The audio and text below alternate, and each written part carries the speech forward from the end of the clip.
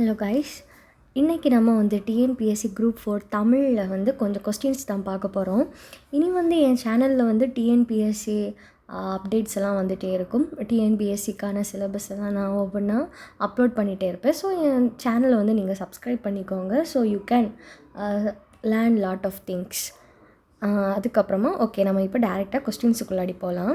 First question வந்து 3 அடி சிற்றெல்லையும் 6 அடி பேரெல்லையும் கொண்ட அகவர் பாற்களால் ஆன நூல் எது? ஸோ ஆப்ஷன்ஸ் என்னெல்லாம் இருக்குது? ஐங்குறுநூறு, குறுந்தொகை, கலித்தொகை, புறநானூறு. ஸோ ஆப்ஷன் ஏ ஐங்குறுநூறு தான் வந்து கரெக்டான ஆன்சர். செகண்ட் கொஸ்டின், பாகற்காய் பிரித்தெழுதுக. ஸோ ஆப்ஷன் ஏ என்னெல்லாம் இருக்குது? பாகு கூட்டல் அல் கூட்டல் காய், பி வந்து பாகு கூட்டல் அற்காய், சி பாகர் ப்ளஸ் காய், டி வந்து பாகு ப்ளஸ் கல் ப்ளஸ் காய்.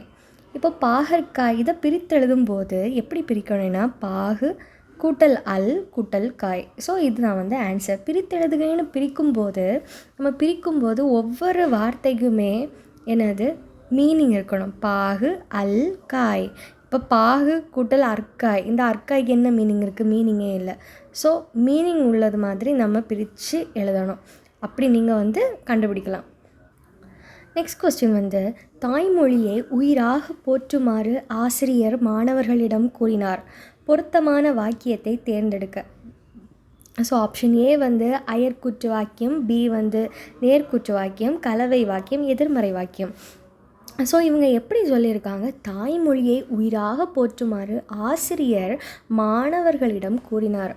இப்போ வந்து ஒருத்தர் வந்து இன்னொரு யார்கிட்டயே சொல்கிறாங்க, இப்படி ஆசிரியர் வந்து மாணவர்கள்ட்ட இப்படி சொன்னாங்க அப்படின்னு ஒருத்தங்க இன்னொருத்தங்கிட்ட சொல்கிறாங்க. ஸோ யாரோ சொன்னதை இன்னொருத்தங்க சொல்கிறதுனால அது வந்து அயற்கூற்று வாக்கியம். நெக்ஸ்ட் கொஸ்டின் வந்து, பிறவினை சொற்றொடரை கண்டறிக. எழிலரசி சிலப்பதிகாரம் கற்றால், எழிலரசி சிலப்பதிகாரம் கற்பிக்கப்பட்டது, எழிலரசியால் சிலப்பதிகாரம் கற்பிக்கப்பட்டது, எழிலரசி சிலப்பதிகாரம் கல்லால், எழிலரசி சிலப்பதிகாரம் கற்பித்தாள். இப்போ வந்து பிறவினைனா வேற ஒருத்தங்க செய்கிற செயல். ஸோ எழிலரசி சிலப்பதிகாரம் கற்பித்தாள், இன்னொரு பொண்ணு சிலப்பதிகாரம் கற்பித்துட்ருக்கா. ஸோ வேற ஒரு பொண்ணு அப்படின்னா வேற ஒருத்தங்கள்னால செய்யக்கூடிய செயல். ஸோ அதுதான் வந்து பிறவினை. அப்போ ஆன்சர் வந்து எழிலரசி சிலப்பதிகாரம் கற்பித்தாள். நெக்ஸ்ட் கொஸ்டின், வேப்புரை தோள் என்ற உவமை தொடருக்கு பொருள் தருக. ஆப்ஷன் ஏ தென்னை போன்ற தோள், பளிங்கு போன்ற தோள், மூங்கில் போன்ற தோள், வாழை போன்ற தோள். ஸோ வேப்புரை தோள்னா மூங்கில் போன்ற தோல்னு அர்த்தம். ஸோ சி தான் ஆன்சர்.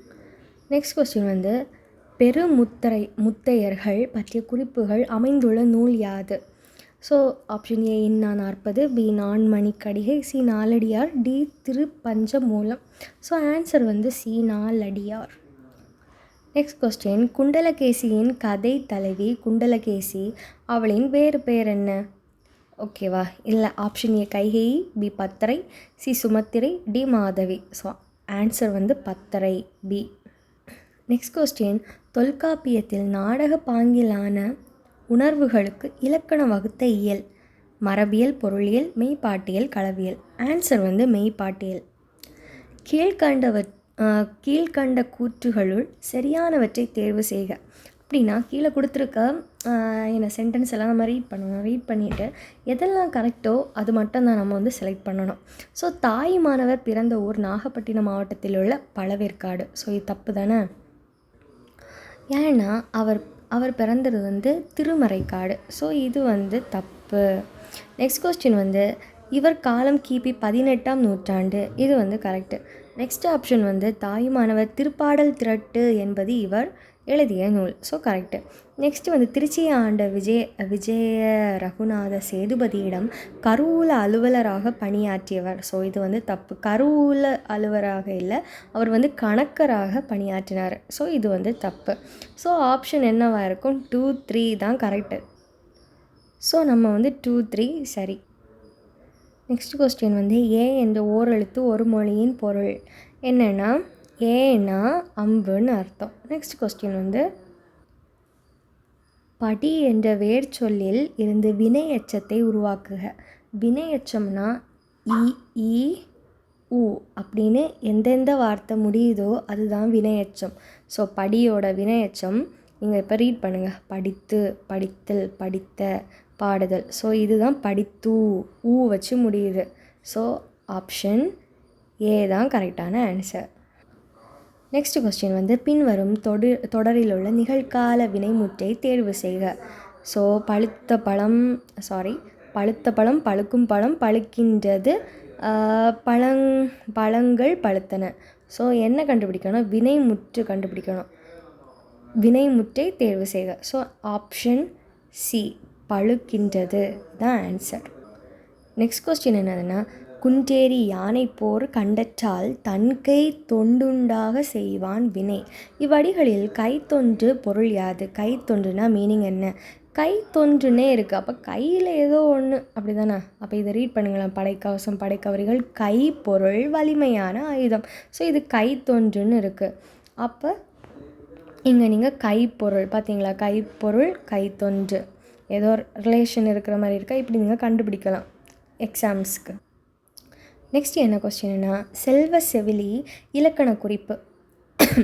ஆப்ஷன் ஏ ஓமை ஆப்ஷன் ஏ வந்து ஓமை, ஆப்ஷன் பி வந்து அடுக்கு தொடர், சி வந்து எண்ணோமை, டி வந்து உருவகம். இப்போ செல்வ செவிலின்னு கொடுத்துருக்காங்க. இப்போ செவிலின்னா ஒருத்தங்க, அவங்கள நீங்கள் செல்வ செவிலின்னு உயர்த்தி தான் சொல்கிறீங்க, ஓகேவா? ஆனால் செல்வ செவிலின்னு நீங்கள் ரீட் பண்ணும்போது ஏதோ ஒரே ஒரு வேர்டு மாதிரியே இருக்கும். அப்படின்னா நீங்கள் எனது உவமைப்படுத்தக்கூடிய அந்த வேர்டுமே அந்த உவமைப்படுத்தி சொல்லக்கூடிய அவங்களுக்குமே டிஃப்ரென்ஸ் இல்லாமல் ரெண்டுமே சேமாக இருக்கும். செல்வ செவிலி அப்படின்னு ஒரு வேர்டாக அப்படி தெரியுதுல்ல? ஸோ அதுதான் வந்து உருவகம்னு சொல்லுவோம். ஸோ ஆப்ஷன் டி உருவகம். நெக்ஸ்ட் கொஸ்டின் வந்து பகுப்பதத்தில் குறைந்தளவு கட்டாயமாக இருக்க வேண்டிய உறுப்புகள் என்னெல்லாம்னா பகுதியும் விகுதியும், ஓகேவா? இப்போ ஒரு வேர்டை வந்து நம்ம செப்பரேட் பண்ணுறோன்னா அதுக்கு பகுதியும் விகுதியும் கண்டிப்பாகவே இருக்கணும். அதுக்கப்புறமா தான் அந்த சந்தி அதெல்லாம், ஓகேவா? ஸோ பகுதி விகுதி தான் வந்து பேசிக் திங்ஸ்.